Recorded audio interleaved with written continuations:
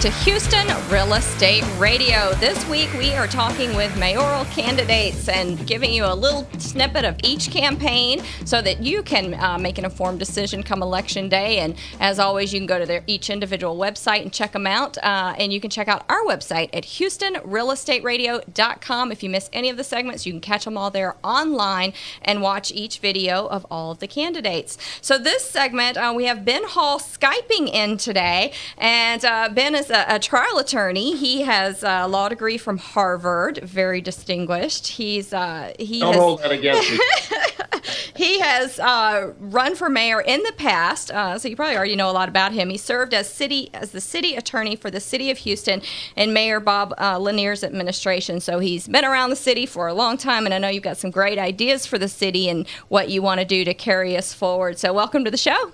Shannon, it's my pleasure to be here, and I'm glad to have that wonderful introduction. You read that just like I wrote it. So you've been busy over the years. You've done a lot already in the city of Houston. So I'd like to hear why do you want to be mayor, and what do you want to see different for the city?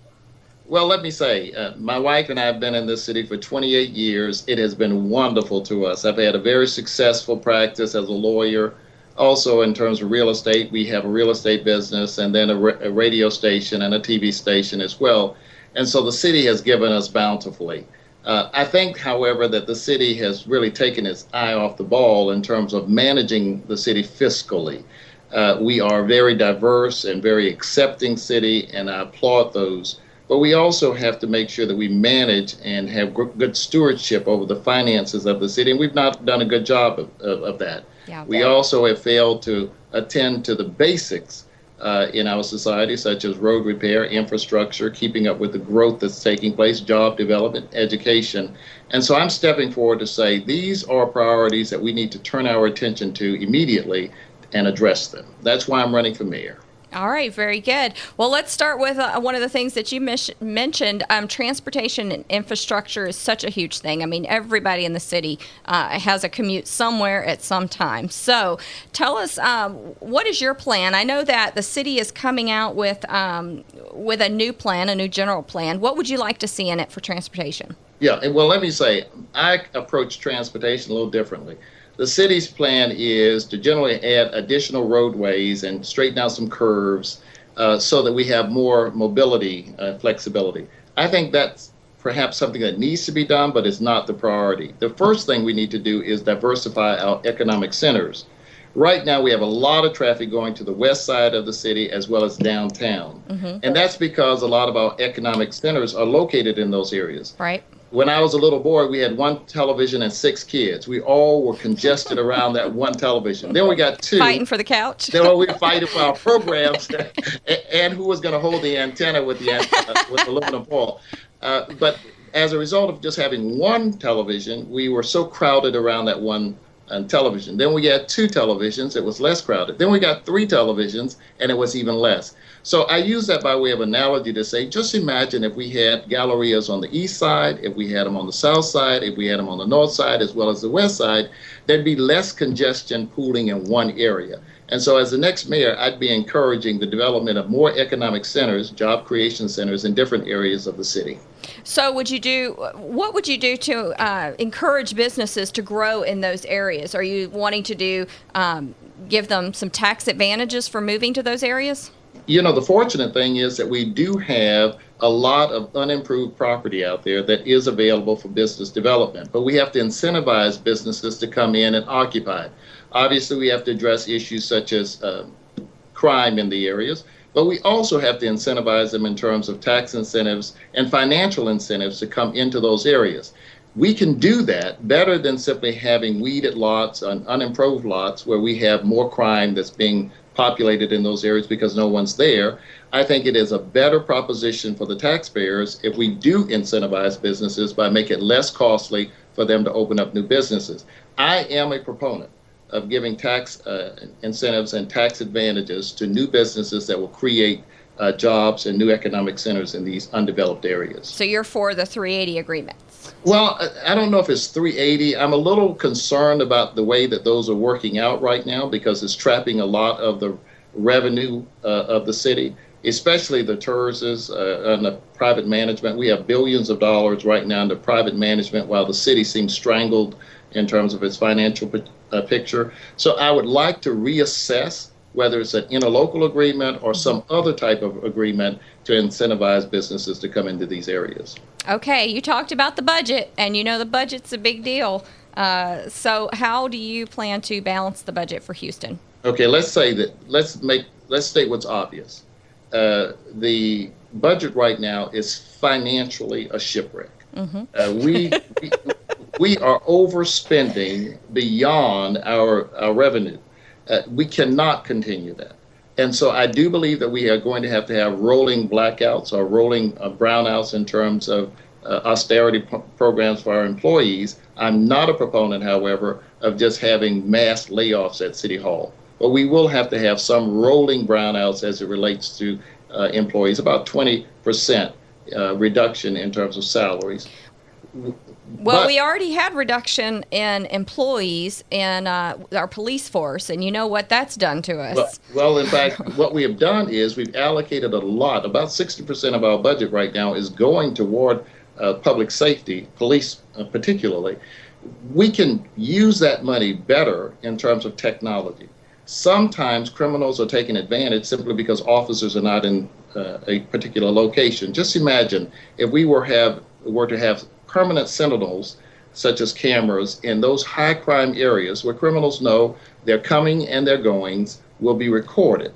That, I think, is a better way forward because cameras don't need pensions, and we're not going to be invading the privacy of individuals. But in high dumping areas, high crime areas, letting criminals know that their activity is being recorded is a cheaper way forward for the city. But I've not gotten to a question that you asked, and that is, how are we going to balance the budget?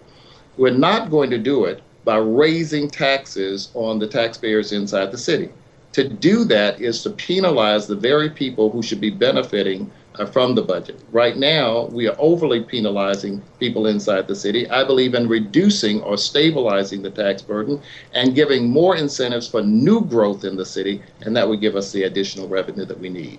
All right, let's talk about Rebuild Houston. That's been quite a project for the city of Houston. Give me your thoughts on that. I'm going to leave it broad so you can take it whatever direction you want to go. Well, I'm pretty clear that I opposed Rebuild Houston when it was first proposed by Mayor Parker. I thought it was bad policy then. I've been proven proven to be correct on that. It was bad policy, and the Supreme Court has now held that the city misled the voters on it. So for all intents and purposes, Rebuild Houston, in terms of the drainage fee, is no longer on the books for the city of Houston. I thought it was bad then, it is bad now. We can build our streets with a dedicated fund, but not by assessing an additional fee or tax on the taxpayers. So what do you mean by dedicated fund? What would you do differently? Right. You have bonds propositions that you can. That will provide you with capital immediately. But this is what's wrong with Rebuild Houston. We were penalizing one generation of taxpayers for future growth and future roads that later generations would not share in the cost of. So pay as you go just doesn't work when you're talking about a lifespan of a road that's going to be 50 to 60 years. Every generation should pay in that. It should share that cost, not just the front end taxpayers. Do you think we need more toll roads around Houston? Well, I'm not a fan of toll roads because once they put them in place, they never take the tolls off. That's right. So I'm not a fan there, but there is something we still have potholes. Well, we have potholes, and we're going to continue to have potholes unless we decentralize the way we deal with potholes. Right now, the 311 system is just not working, and so I would decentralize pothole repair, have private certified contractors that immediately repair in their geographic areas, and then the city would pay those bills. That would be supplemental to our present force. We've got to get a handle of the pothole and road repairs immediately. Having said that, you did ask something about a toll road, and I am interested in a proposition known as the SMART tunnel. The SMART tunnel is a tunnel that doubles as both a transit system and a floodway system, so that during periods of flooding, it can be sealed and flood water can run underground as opposed to above ground. And at the same time, when it's not flooding, it can be used as a roadway underground. Now, if that were to take place, we'd probably have to have a toll component so that it doesn't burn. Yeah, that sounds expensive, but it does sound like a good solution when it's not flooding. Okay, last question for you. I know you talked about cameras, and that's a great way to be able to solve crime around the city, for sure. But what about making neighborhoods safer? What would you do to make them safer? Yeah, and I think that is the operative question. I would like to incentivize police officers to live inside the city and in the neighborhoods that they actually patrol for a number of reasons. One, once the officers are known to be present in the neighborhoods generally are safer. In fact, their insurance rates go down in those neighborhoods as well. But you can't make police officers live in a particular location. So how do you encourage them to do that? How about this? A pay incentive to say, if you live in this particular area, we give you some incentive pay so that you can live comfortably in that area. I think by doing that, we reduce our costs in terms of crime prevention. We also reduce the number of crimes in the area, and it's a savings to the city while also making the officers familiar with the areas that they're patrolling. All right, very good. We appreciate it and wish you good luck on your campaign for the mayor of the city of Houston. Thank you, Shannon. You're wonderful, and thank you for what you all do. All right, we appreciate you. We'll be right back here on Houston Real Estate Radio.